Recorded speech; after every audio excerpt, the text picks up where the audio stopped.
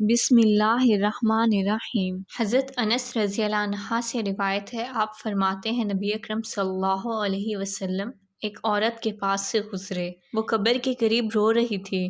آپ نے فرمایا اللہ سے ڈر اور صبر کر۔ اس نے کہا آپ اپنا کام کریں کیونکہ آپ کو میری طرح مصیبت کا سامنا نہیں ہوا۔ عورت نے آپ کو پہچانا نہیں تھا۔ اسے بتایا گیا کہ آپ تو نبی اکرم صلی اللہ علیہ وسلم ہیں۔ یہ سن کر وہ نبی اکرم صلی اللہ علیہ وسلم کے در اقدس میں حاضر ہوئی۔ وہاں کوئی دربان نہ تھا۔ اس نے عرض کیا میں نے آپ کو پہچانا نہیں تھا، اس لیے معذرت خواہ ہوں۔ آپ صلی اللہ علیہ وسلم نے فرمایا صبر تو پہلے صدمہ کے وقت ہوتا ہے، یعنی جب مصیبت پہنچے اس وقت صبر کا اجر ہے۔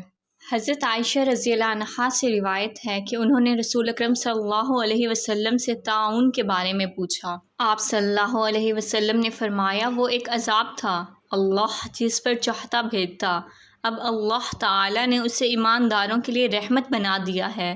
اب جو شخص طاعون میں مبتلا ہو اور صبر اور طلب ثواب کی نیت سے اپنے شہر میں ہی ٹھہرا رہے اور یقین رکھتا ہو کہ اسے وہی تکلیف پہنچے گی جو اللہ نے اس کے لیے لکھ دی ہے، ایسے آدمی کو شہید کا ثواب ملے گا۔ آپ صلی اللہ علیہ وسلم نے فرمایا کہ اللہ عز و جل فرماتا ہے جب میں کسی بندے کو اس کی دو محبوب چیزوں میں مبتلا کر دوں اور وہ ان پر صبر کرے تو میں ان کے عوض اسے جنت عطا کروں گا۔ دو چیزوں سے مراد آنکھیں ہیں، یعنی وہ نابینا ہو کر صبر کرے۔ ویڈیو پسند آئے تو اسے لائک کریں، مزید ایسی ویڈیوز کے لیے چینل کو سبسکرائب کریں۔ جزاک اللہ۔